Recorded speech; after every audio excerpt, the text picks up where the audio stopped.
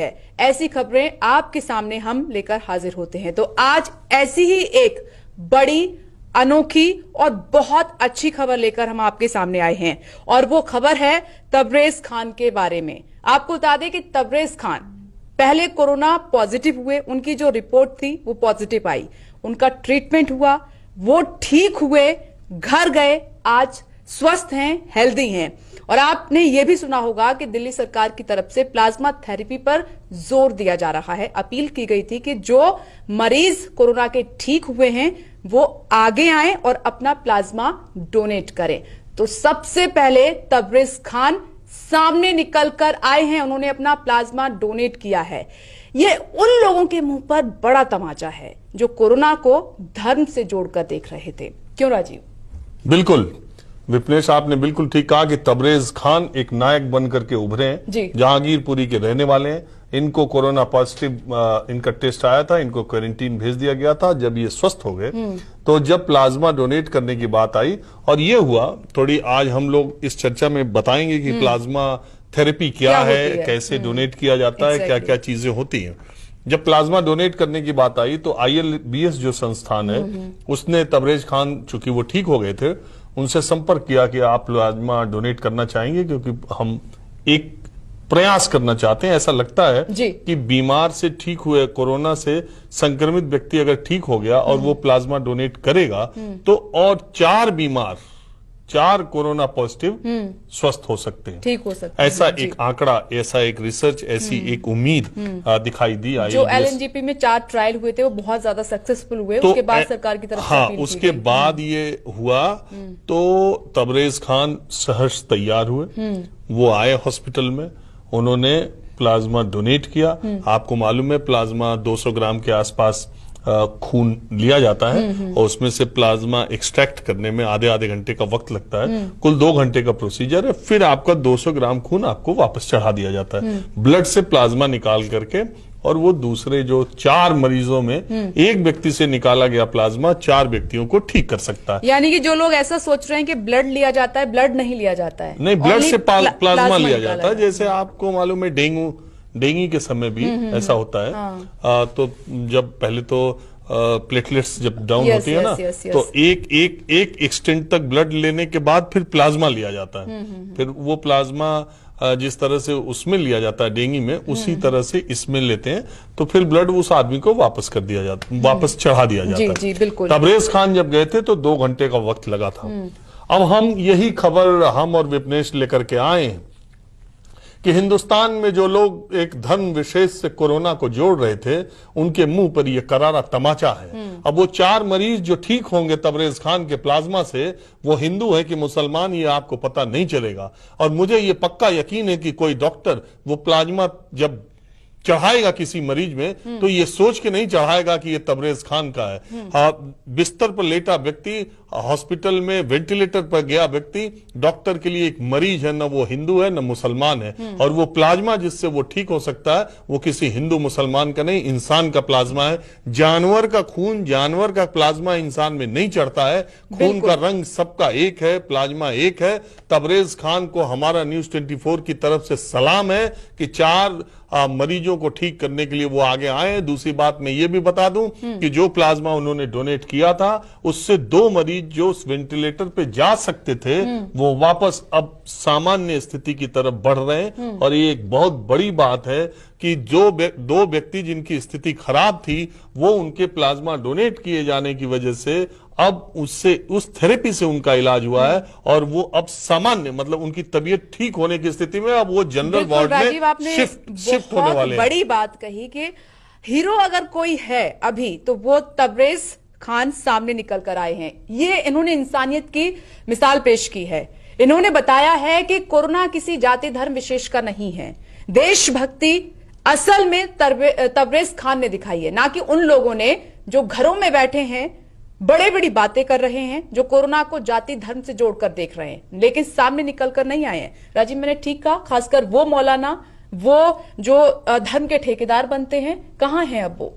हाँ देखिए, ये भी एक इंटरेस्टिंग बात है। ये भी लोगों के यही बात है, कुछ अच्छी खबरें कुछ बुरी खबरें। आज क्या है, मौलाना साद के बारे में सारे लोग बातें कर रहे हैं। वो मरकज के चीफ हैं। सारी चीज है, वो पुलिस से छुपे हैं नहीं छुपे हैं। एक जगह उन्होंने इंटरव्यू भी दिया है कि सबको मालूम है कि मैं कहाँ पे हूँ और मेरी उपस्थिति में मेरे घर क्या वो छानबीन की। हमारा मौलाना साद से कोई लेना देना नहीं। लेकिन मैं ये जरूर कहूंगा कि मौलाना साद ने, चाहे जो आप कह लीजिए, मौलाना साद ने भी 2 दिन पहले जमातियों से और कोरोना पॉजिटिव हुए ऐसे मरीज मुसलमान जो ठीक हो गए हैं, और ओवैसी ने जी, हो सकता है बहुत सारे दर्शक ये समझ रहे हो, लेकिन मैं जो बोल रहा हूं वो फैक्ट बोल रहा हूं। इन 2 लोगों ने 2 दिन पहले, 1 दिन पहले ही मुस्लिम समाज से ये अपील की है कि जो कोरोना पॉजिटिव ठीक हो गया हो, प्लीज मुस्लिम समाज के लोग आप आगे आओ और प्लाज्मा डोनेट करो।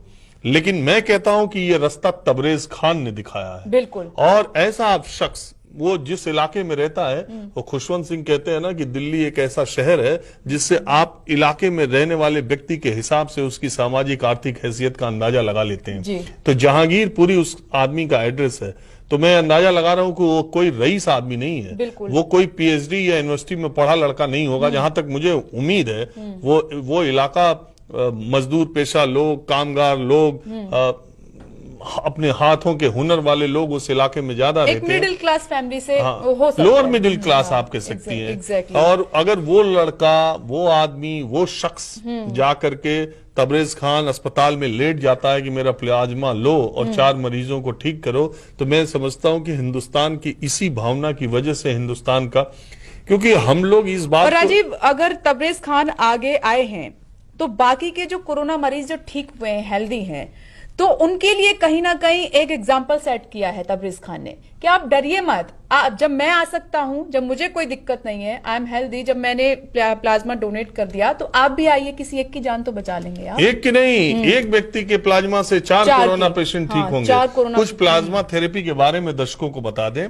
दरअसल क्या है कि कोरोना जो है पॉजिटिव जब हो जाता है, नहीं, जब आप एक्सप्लेन करें उससे पहले एक छोटा सा सवाल मैं इसी से जुड़ा हुआ पूछ रही हूँ, ताकि ये डर लोगों के मन से निकल जाए। ये सरकार की तरफ से भी अपील की गई थी कि कुछ लोग ऐसा सोच रहे हैं, डरे हुए हैं कि अगर हम दोबारा जाएंगे, क्योंकि एक डर बन जाता है, तो कहीं हम दोबारा से हॉस्पिटल गए तो इन्फेक्टेड ना हो जाए, दूसरा हमारी बॉडी से ब्लड ना निकल जाए, वीकनेस ना आ जाए, हम पे कोई दिक्कत ना आ जाए। तो शायद ऐसा कुछ नहीं है इसमें। जब प्लाज्मा लिया जाता है तो कम से कम ये डर तो निकले लोगों के अंदर से।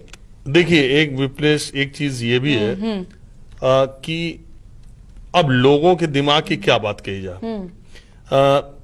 बहुत सारे लोग ऐसे हैं जो अभी भी 21वीं शताब्दी में भी ये मानते हैं कि ब्लड देने से आदमी कमजोर हो जाता है। बिल्कुल मानते हैं, काफी खून देने से ही आदमी कमजोर हो जाता है। बिल्कुल बिल्कुल।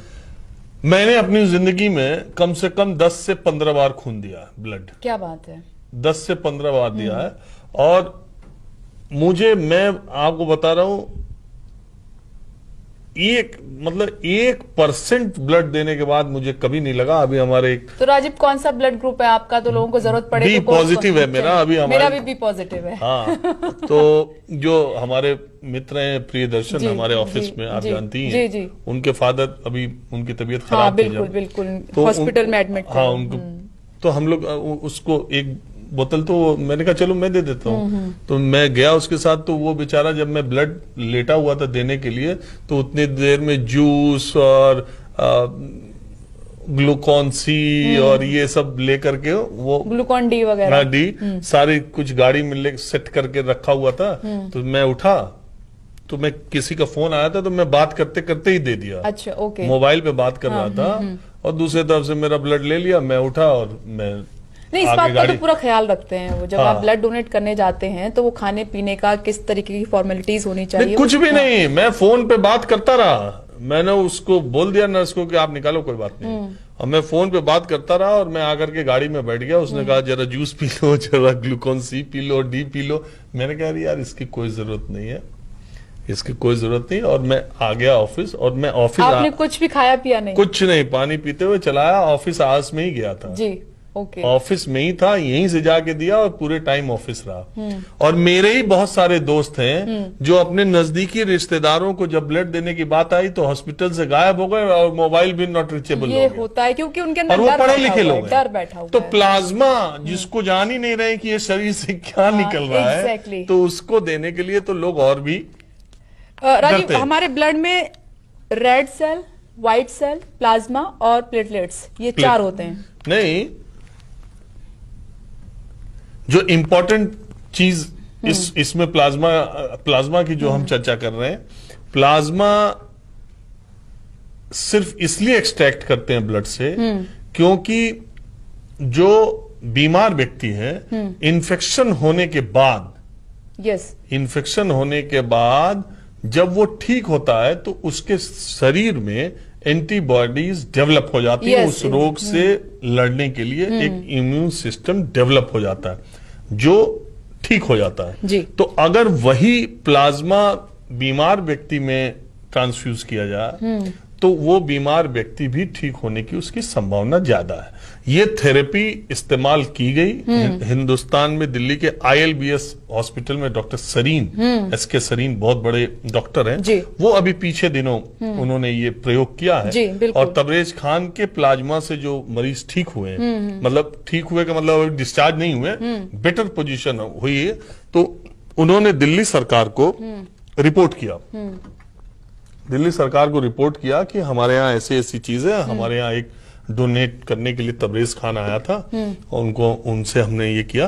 तो इसके बाद अरविंद केजरीवाल डॉक्टर सरीन को लेकर के प्रेस कॉन्फ्रेंस में आए, तब उन्होंने अपील की। तब उन्होंने मैं थोड़ा SK सरीन डॉक्टर जो है उनके बारे में भी बता दूं। बिल्कुल बिल्कुल। डॉक्टर SK सरीन लिवर के हिंदुस्तान के बहुत बड़े डॉक्टर हैं। एक इंटरेस्टिंग किस्सा है, दर्शकों को बता दें। बिल्कुल। उन्होंने दिल्ली सरकार के डॉक्टर थे और वो उन्होंने इस्तीफा देने का मन बना लिया। क्यों? क्योंकि वो कहते थे, उनके दिमाग में ये बात थी कि दिल्ली सरकार में और दिल्ली में लीवर की बीमारी के लिए जिस तरह का हॉस्पिटल होना चाहिए, जिस तरह का रिसर्च होना चाहिए, उस तरह की चीज नहीं है, तो विदेश जा रहे थे। ओके। उनका अध्ययन भी अच्छा था, उनका रिसर्च भी अच्छा था, वो नए नए प्रयोग करते रहते हैं। मेरे एक जानने वाले हैं, तो उनका लीवर खराब हो गया था, तो उनका बेटा 12th में पढ़ता था, तो उसका आधा लीवर निकाल करके आधा लीवर फादर में लगा दिया और वो 6 साल से ठीक है। Oh great. तो डॉक्टर सरीन बहुत एक्सपेरिमेंट करते रहते हैं और अभी भारत में क्या, दुनिया में उनके तरह के लीवर के डॉक्टर और ये एक्सपर्ट्स बहुत कम है। तो जानती है क्या हुआ था? जब उन्होंने इस्तीफा दे के मन बनाया, इस्तीफा देने का और छोड़ने का मन बनाया, तो तत्कालीन दिल्ली के मुख्यमंत्री शीला दीक्षित ने जब उनको ये जानकारी हुई तो उन्होंने डॉक्टर सरीन को बुलाया। उन्होंने बोला कि आप क्यों छोड़ रहे हैं, आप जैसा डॉक्टर कहाँ मिलेगा हिंदुस्तान को, दिल्ली को। तो उन्होंने बताया, मैडम यहाँ इतनी तरह के कॉन्स्टेंट्स हैं और मैं इस बीमारी, मतलब हम तो मरीजों के लिए काम करते हैं, तो मैं एक रिसर्च और एक और उन्नत किस्म का कुछ करना चाहता हूं जो यहाँ पॉसिबल नहीं है। तो शीला दीक्षित ने कहा कि उस तरह का हॉस्पिटल बनाने के लिए कितनी जमीन चाहिए, कितना बजट चाहिए और क्या क्या मुझे चाहिए, एक प्रोजेक्ट रिपोर्ट आप मुझे दो। तो उन्होंने कहा कि ठीक है, उन्होंने बनाया और शीला दीक्षित ने कहा कि अब आपके लिए ही ये अस्पताल खुलेगा और इसका नाम होगा ILBS। क्या बात है। और आप ही इसके चेयरमैन रहेंगे, आप ही इसको देखेंगे। और शीला दीक्षित ने वो बजट सैंक्शन किया, वो सारी सुविधाएं, सारी मशीनें, जैसे जैसे डॉक्टर सरीन ने कहा वो सब कुछ किया और आज देखिए और वो नतीजे अस्पताल सामने बना दिया। और वो डॉक्टर है, तो चूंकि मेरे किस्सा सुनाने की आदत है, ये डॉक्टर सरीन का जिक्र आया। इट्स नॉट अबाउट किस्सा राजीव, ये आप बहुत बड़ी इंफॉर्मेशन भी दे रहे हैं सभी के लिए, क्योंकि जानना जरूरी है कि भारत में भी टैलेंट का वेलकम होता है, ऐसा नहीं है। बिल्कुल होता है, लेकिन आज हम बात सिर्फ कोरोना की कर रहे हैं और तबरेज खान की कर रहे हैं। आप घर में बैठे सोशल मीडिया में चाहे जितनी नफरत फैला दीजिए, लेकिन नफरत फैलाने वालों को एक करारा तमाचा तबरेज खान का है। हम और विपनेश यही खबर लेकर आपके सामने हाजिर हुए थे। दूसरी बात यह कि कोरोना का अपडेट ये है कि 24,000 से ज्यादा मामले बढ़ चुके हैं और जैसा कि कल हम लोग डिस्कस कर रहे थे, 30 अप्रैल तक ये मामले 50,000 हो सकते हैं और 50,000 होने की स्थिति में 3 मई तक इसके 1 लाख के टच होने के आसपास हो जाएंगे। और ऐसी स्थिति में फिर 3 मई को लॉकडाउन पूरी तरह खत्म हो जाएगा, ये भी सोचना बेमानी है। गलत है, क्योंकि 27 अप्रैल को डिस्कस होगा, सरकार तो मुख्यमंत्रियों के साथ फीडबैक लेंगे। लेकिन जिस तरह से कोरोना के मामले बढ़ रहे हैं, उस तरह से 3 मई के बाद लॉकडाउन पूरे देश में पूरी तौर पे खत्म हो जाएगा, ये बिल्कुल असंभव है। देखिए, कुल मिलाकर ये है कि हीरो बनिए। ये फालतू की जो बातें हैं, जाति धर्म विशेष से जोड़कर ये जो लोग बातें करते हैं, इन पर ध्यान मत दीजिए। तबरेज खान बनिए। असल में हीरो तबरेज खान है। सरकार की अपील पर वो आए और अपना प्लाज्मा डोनेट किया। आप देख रहे हैं कि जिन लोगों की कंडीशन बहुत ज्यादा खराब हो सकती थी, आज वो ठीक हो रहे हैं। तो ऐसे में मैं और राजीव आपसे अपील करते हैं, सरकार की तरफ से भी अपील है, जितने भी कोरोना के पेशेंट थे जो आज ठीक हो चुके हैं, घर में हैं, वो आगे आइए, अपना प्लाज्मा डोनेट कीजिए। प्लाज्मा डोनेट करना है, इसमें खून आपका नहीं लिया जाएगा। आप स्वस्थ रहेंगे, हेल्दी रहेंगे, क्योंकि आपकी बॉडी में एंटी बॉडीज हैं जो कि कोरोना वायरस को कमजोर करेंगे। तो दूसरों के लिए कहीं ना कहीं आप जो है भगवान के तौर पर